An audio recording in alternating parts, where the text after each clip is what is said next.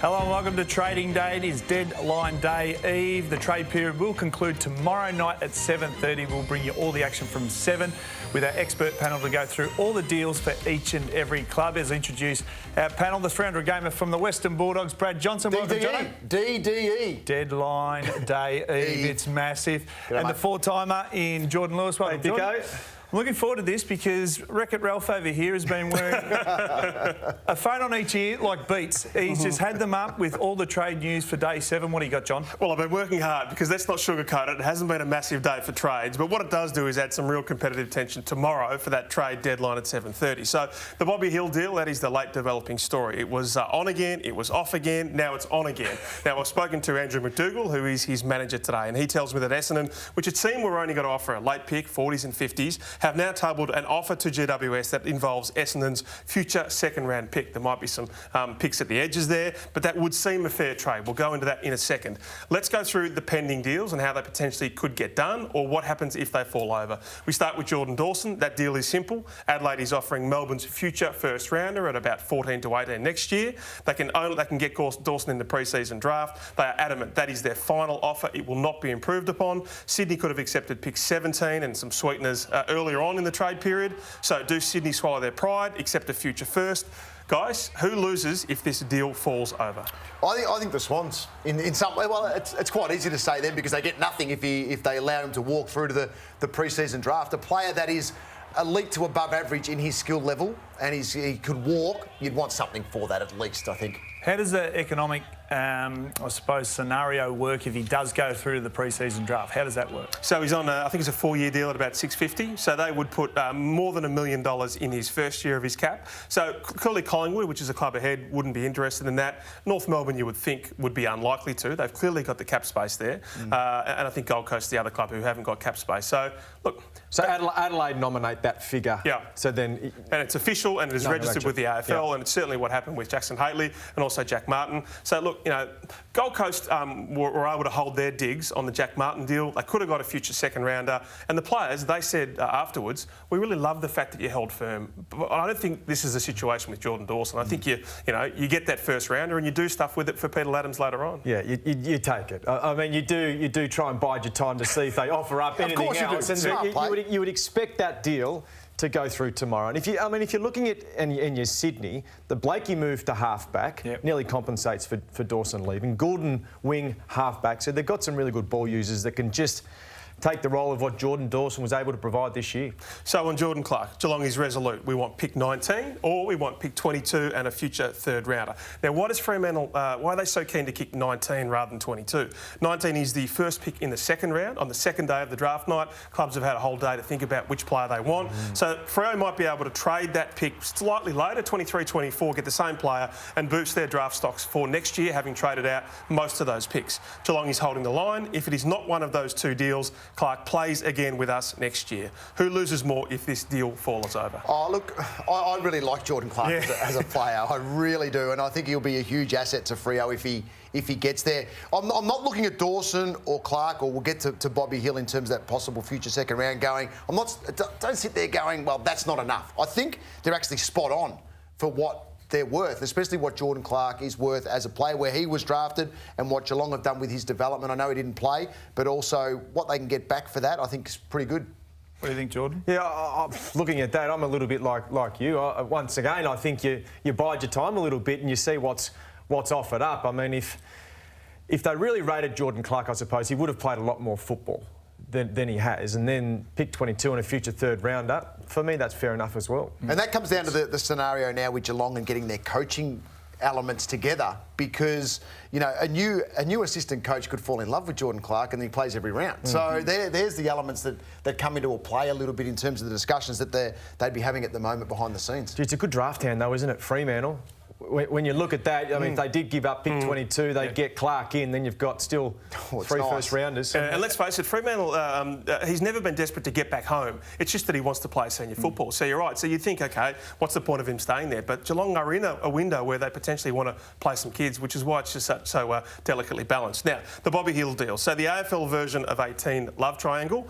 Bobby Hill smitten with Essendon. Collingwood wants him, but that love is unrequited. GWS says, we want you back, baby. So this morning, Jason McCartney, the GWS football boss, said the deal was highly unlikely. So now, as I say, McDougall says future second rounder is on the table. I can't tell you what the back end picks are, but a pick 24 who has high end talent, you're giving up maybe pick 25 to 30. Is that the kind of deal GWS says, no, because we haven't got enough small forwards on our list? Geordie, is he the type of player you can see becoming an above-average player? At the moment, where he sits young in his career, we understand all that. It's below average in terms of his output week in, week out, although they've got games into him. Can you see him jumping two levels to go to an above-average player in the next probably 3 years? Well, the question mark is always about what the player himself wants. So you would think the Giants know him intimately, so they understand where he wants to get to and how much he wants to actually work on his game. So maybe that's why they're reluctant to give him away, because he does. I think he's got potential to go into the midfield and improve that endurance base and be really silky. They've got a lot of players around there who are good inside ball hunters, but he could play inside mid or even on the wing. But all these deals are funny because if a player signals that he wants to leave, you've got to really convince him to stay, and that's always hard. And he's brought out the Bengals. We want you back, baby. Trying to entice him. But so if you're GWS too, potentially you get that deal done. It's pick 25. You go to the draft next year and you bring in a Jack Loney or a Ben Guevara or a Michael Gibbons. I understand that they're not superstar players, but you fill a need there, and you don't get a player in who, I would imagine if he plays there next year, would not be happy and then gets unfit, and that's not a great scenario. But I think he would be happy. I know he's requested a trade, but if it doesn't work out, I think he'd be okay because Leon Cameron's got him in his starting 22 at the moment. So he's got first tab on that, regardless of what happens now. He comes back to GWS. It's still his. It's still someone else's to jump over the top and push him out of this GWS team. I think they can quite easily give him first crack back at it again, and he could actually go quite well. There are certain players that if they signal their intent to leave, and you know the player, you know what he's like, and you know that if he was to come back into the fold, he would be bitter and twisted and disappointed, well, then you let him go. They've obviously known this Bobby Hill for a long period of time, like the Josh Dunkley. He signals his intent to leave. Clearly, good values, good guy, all that sort of stuff. So you welcome them back. Well, it's frightening if he does get to Essendon in that forward line. So as we look at it now, the ruck merry-go-round, I wanted to chuck John Ironmonger into this because we've got Lynch, Laddams, Segler and Fort. Now, this is almost comical the way this is going around, Ralphie. Yeah, I still think Peter Laddams gets from Port Adelaide to Sydney. So pick 31 is what Sydney's early indication is. That's fair. Port Adelaide is throwing up saying, OK, what if you give us pick 31 and then we swap our pick 16, which is their first rounder, with Sydney's pick 12. So that improves their fourth rounder 4 spots. I think 31 just gets it done in the end. Geelong feels they are currently losing in the three-way deal for Darcy Fort to Geelong, John Segler to the Cats, Max Lynch to Hawthorn. But the talks are continuing, so I think that still gets done in the end. I think Laddams is just a really handy backup at Sydney. But if you're Geelong, I think you've got to get Segler over the line. I think he starts in the round 1 centre square down at GMHBA Stadium. Yeah, I think so. He's back end of the season when he was the number 1 ruckman. I feel like he plays better when he is the man and not sharing the role with he and McAvoy. He needs that continuity in the middle of the ground. I think he's a really good pickup. He's got aerial prowess around the ground. The way Geelong play, they like to play that skinny side, and quite often they bring their taller forwards up the ground. Well, then they can potentially leave them a bit deeper, a little bit more dangerous, and Segler be that conduit. Having known Segler, he's a good culture person as well. Fabric. Yeah, but that depends on the Darcy Fort scenario, I think, with Geelong. Otherwise, they're too top-heavy on their list. They're starting to get that way a little bit. Where's Segler at with the Bulldogs? Is there any more talk around that? Ralphie, with the talk around them needing a ruckman. And hasn't Max Lynch all of a sudden become a superstar? He's just been thrown in. Yeah, all of a sudden, his profile has gone through the roof. There is a bit of potential with Max Lynch, no question whatsoever. Saw him compete quite well. It was only a practice game against Melbourne at Gosh's Paddock, but he actually did compete well against Max Gawney. You could see some upside to the way that he can play his football into the future. As Segler got lots of miles on the clock, he's only 30, but people say, oh, he's banged up. You hear things. Yeah, I mean, I think it's probably a 2 to 3 year proposition. Left in his career, he's understanding of that, and if you're Geelong, you're clearly thinking you're still in that little window to try and get a premiership with the other ageing stars you've got around him. So, for me, I look at that one and it's a perfect fit. They need a ruckman. They need a ruckman with experience and age and all the rest that goes with it. It's a perfect fit. No talk this year around Todd Goldstein at all in terms of this ruck combination. Where he's at with North Melbourne, what he could do for 2 years with a Bulldogs or with a Geelong that could possibly get them, you know, that next step into winning a flag? He's a fabric player, absolutely determined to finish his career at North Melbourne. Fair enough. Good on him. And the one with Segler, like you just said then, in terms of banged up in his body, I mean, he's been through the Hawthorn physio system. Silk was only going to get 2 years and played 20. Yeah. So I think his body's going to hold up and he's going to be a good fit for Geelong. Speaking of Hawthorn, Ralphie, every time I'm on the show, you've been bashing me from left, right, centre in terms of Sam's ringing coaches. Where are they at right now? So their grand plan has officially collapsed right now. But the really strong positive out of it is that Sam Mitchell has not damaged his relationships with those senior players. And we talk of Wingard, Mitchell, O'Meara and Gunston. It's not just PR fluff from the club. You know, I truly believe, having made enough calls, that those players were involved in those conversations. They were forewarned. As soon as Wingard was told of that GWS offer, he knocked it back straight away. The trade was dead. They didn't try and harangue him on it. Jordan, you know, we hate to go back to the well, but you've been in this situation. You've had the conversations with Alistair Clarkson. Take us through what the language is, and if you decided to go back, what would that have been like? Well, my specific conversation with Alistair, and I would imagine the conversation with these boys would potentially be the same. It is, you are in our best 22. We can't guarantee you that you'll play every single game next year. It is about developing younger kids. So if you unfortunately fit into the same position as a young kid coming through that we need to give exposure to, because our plan in 3 to 5 years is to make this player a 50 to 100 game player. Well, unfortunately, you'll play some VFL football. How old were you with it when these discussions happened? What was I, 30? Okay. Yeah. So we've seen it with, I mean, Nathan Jones this year, you know, other clubs that go to their players and say, hey, we'd love to have you around, clearly, experience, all that type of stuff, but you might not be a 22-game player. You might be 10 to 15, help the younger kids develop, but it's always hard. I always found it hard. Once that initial conversation was happening and you read everything, you heard the conversations were happening about you, one club doesn't necessarily, they're happy to give you up. It is so hard. There's always that little bit inside you that knows there's doubt around the football club. Ralphie, I understand what you said there around Mitchell and the relationship with the senior player. I still think he's going to have a lot to tidy up here, because if early in the season a younger player is getting a game in front of one of these older type players that were put on the trade table, the locker room and all these aspects that we don't sort of talk about too much, the dynamic starts to shift a little bit. Yep. And I think there's a lot more that Sam will need to do to give these senior players a sense of belonging back into his system and make them believe to play within his system. And he's got a lot to worry about in terms of first-year coach. He's got to get them playing well to start, and then you've got to add all these layers on all of a sudden. He's got a lot to tidy up before this pre-season begins. And if you know Sam Mitchell, very strong in terms of his views and the way he goes about it. But when Clarko would exit you out of the football club, he'd bring you around the six-pack and just ease you down lightly. Jordan, how did Mount Franklin? How did he exit you? No six-pack. It was 9:30 in the morning. I probably would have needed a six-pack post that, but no, just the oversized jeans and the horrible shirt that he wore. Quite frequently. We have a look at the leadership group from 2021. So James Warple's the younger player that's in that mix. Can you see things changing from that front then? If Sam Mitchell wants the younger players to drive this team going forward and he's possibly going to give them first opportunity, do you see any players from there that possibly will not be part of that?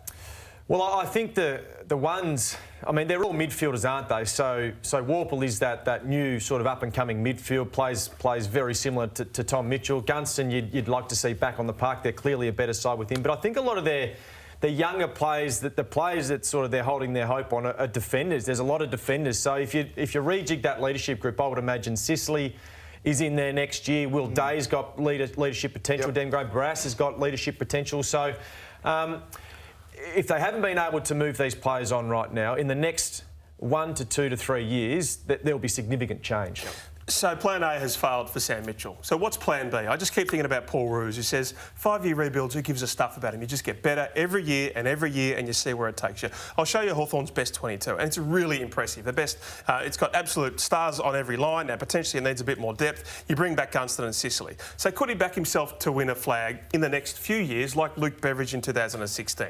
You keep the list, you add the elite talent, maybe you get a free agent in the next 24 months. So the Dogs had high draft picks, McRae, Bontempelli, Stringer. They had rookies, 5 of them, Stringer, Picken, Boyd, Dale Morris, Dalhouse, Jason Johannesson, Fletcher Roberts was a pre-season pick. So, look, bottoming out, we just saw what happened with Melbourne. It is a way to win a premiership. There are so many different ways you can win a premiership, and I think we understood what he was trying to do, but maybe you just pivot if you're Sam Mitchell.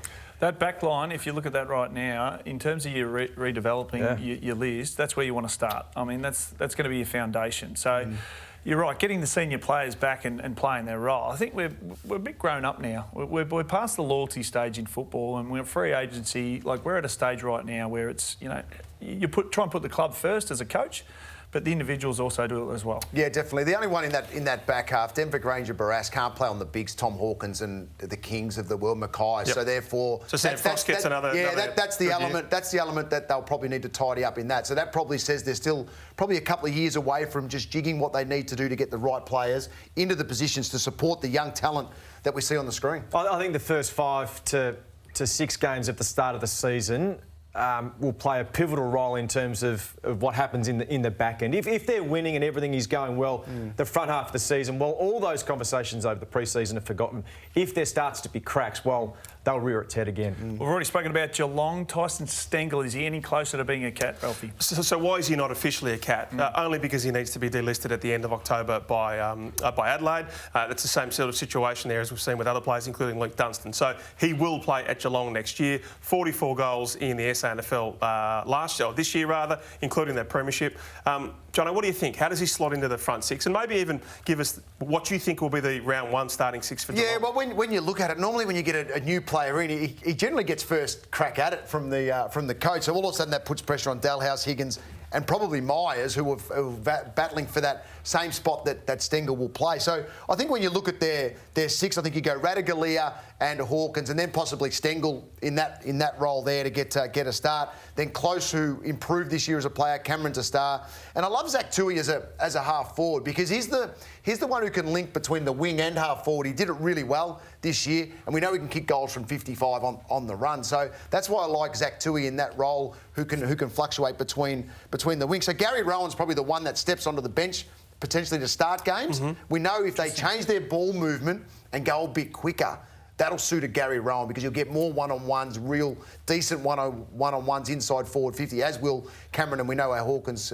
competes in that scenario as well. But they need to get this right for Stengel in particular, or the small that they choose outside of Close, because they can't get too high up the ground. They need to be able to have that representation inside forward 50 to be able to lock that ball in, create the pressure that is required. And I'm not sure whether, well, we'll wait and see whether Stengel brings all elements to the game. I watched all of his 44 goals with Champion Data today, and so he was amazing at the fall of the ball, the chaos ball coming in, but he was always the deepest forward, and at times there, because he's so quick and so agile, he actually got a lot of marks inside 50, I think 3.3 per game. He's good in the air. Yeah, and so he can complement, you know, that pure crumbing role. So I just think he's a great acquisition for absolutely nothing. All right, after the break, Jordan Lewis's favourite segment, Have a Shot. We'll go through every single club, but as we go to the break, Essendon celebrate their 150th year in 2022, and the Bombers' Stories of a Great Club is a great doco coming soon to Fox Footy. These are the human stories, the heartbreaks and turbulent times, power players and defining moments, confidences and confessions, triumphs and celebrations. These are the stories of the Bombers. We talk about the players, but we should mention the families who ride every bump of the roller coaster that is a young man's football journey. Right around Australia right now are right on the edge of their seats. Well, they are. With pick 2, the Adelaide Crows have selected Riley Philthorpe from West Adelaide. We got mauled on the couch there a moment ago. The family went crazy. With pick 17, Oliver Henry from the Geelong Falcons. With pick 9, the Essendon Football Club have selected Archie Perkins from the Sandringham Dragons. A wonderful smile there and a tear in the eye. Western Bulldogs have matched the Adelaide Crows' bid for Jamara Ugelhagen from the Oakley Chargers. What a moment. What a special, beautiful moment. Oh, it is. Look, those pictures are just absolutely brilliant, aren't they? The emotion, it gets to work very shortly, but what a moment for the family.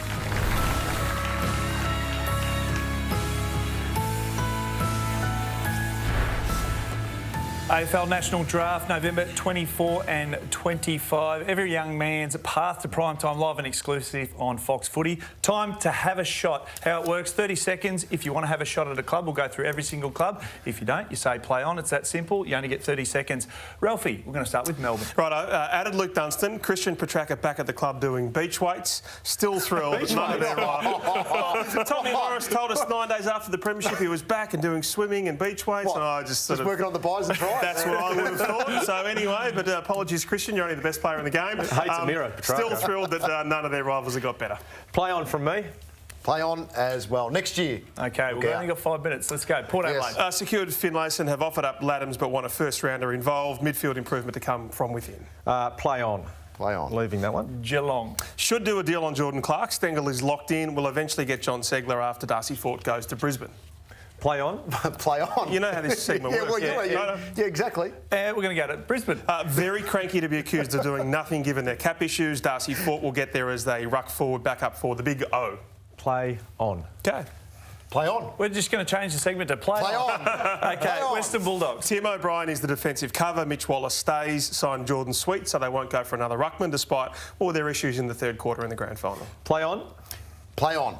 Terrific chat, boys. This is good. Sydney. Right, game, isn't it? We're warming up. But this is the way we want the game played. This is like Just the trade go, period. play Flurry on. at the end. Sydney need to decide if they would accept Melbourne's future first-rounder for Jordan Clark. Would offer pick 31 for Laddams, but Port Adelaide right now wants more. I have a shot. Oh, here we go. I just think it's inevitable that they will accept this deal. I think if you're looking at a player that leaves the club, what have you got in sort of the reserves that a player that can step right up? And for me, the Blakey move to halfback this year has just cemented himself. He provides that run, that carry, that aggressive type of nature that Dawson provided also. And then you throw in Goulden, who'll be that wing/high halfback too. Really beautiful ball users that can really compensate for the Dawson move, and a future first rounder. That's a good pick for a player that came on and he's been a good player this year, but I think they'll be fine without him. I think we need to start looking at the Sydney Swans and going, OK, who is the next superstar for the Swans? Because Buddy's coming towards the end. They have traditionally got a stadium filler on their list. Who is the next one do you think the Sydney Swans will be targeting for next year, starting to have some conversations just bubbling underneath? Well, it's usually a forward, isn't it, when you mention those names? It traditionally is a forward. Ben King.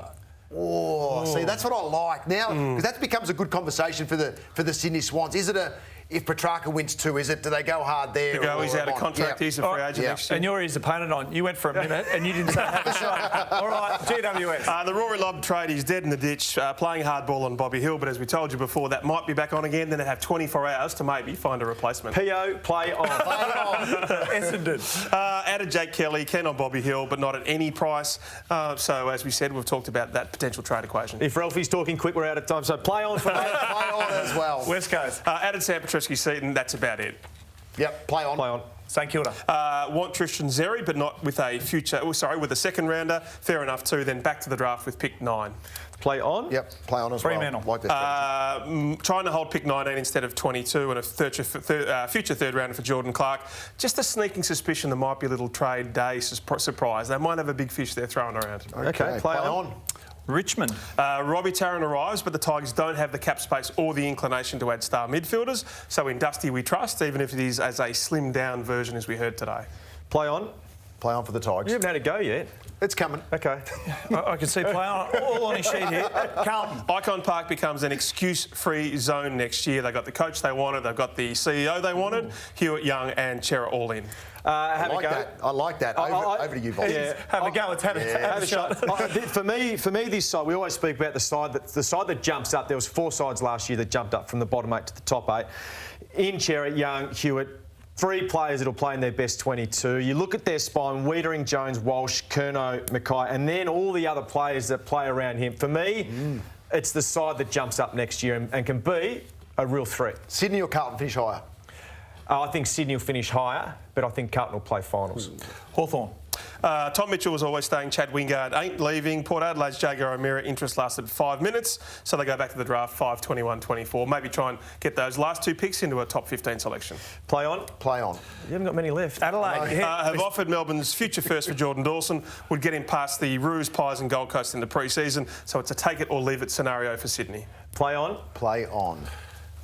Gold Coast. Work was done 10 days ago when Marbia Chook walked in on a $425,000 a season deal. Only have pick 3 in the national draft ahead of a season where everything needs to go right, especially with Alistair Clarkson overseas on a fact-finding mission. And Nathan Buckley, of course, Stewie Jew, got to play finals. Play on? Have a shot. Oh, here Hey! we go. Wow. I think the strategy completely has to change here from a Gold Coast Suns point of view. If I was Gold Coast and with what Hawthorn were offering up as potential trades, I would have given up my picks this year, my pick this year. Pick 3? I would have given up futures next year in terms of the top futures, possibly even if you work it out where they might finish, 4 up to 22, 38 potentially, with what they're going to get as from the Pies as well, 23, 44, 25 from Freo. So they've got enough picks for next year as well. I think they need to keep the likes of Lukosius and Rankin and Rowell and Anderson and King in particular. Mm-hmm. They could have gone a totally different strategy instead of building up players for them to leave and go win premierships elsewhere, which I think which is a culture that needs to change completely at this club. They needed to go after current stars, and they had a chance. The Hawthorn players: Segler, Mitchell, Wingard, and Gunston. Okay, we've got Collingwood, North Melbourne. Are we playing on? We're playing on. On both clubs? Play on. Outstanding work tonight. The votes: Ralph 1, Lewis 2 and Dixon 3. Unlucky Jono. Join us tomorrow night. The deadline is 7:30, but all the action brought to you here on Fox Footy from 7 p.m. All the deals, we'll go through every single club exclusively here on Fox Footy.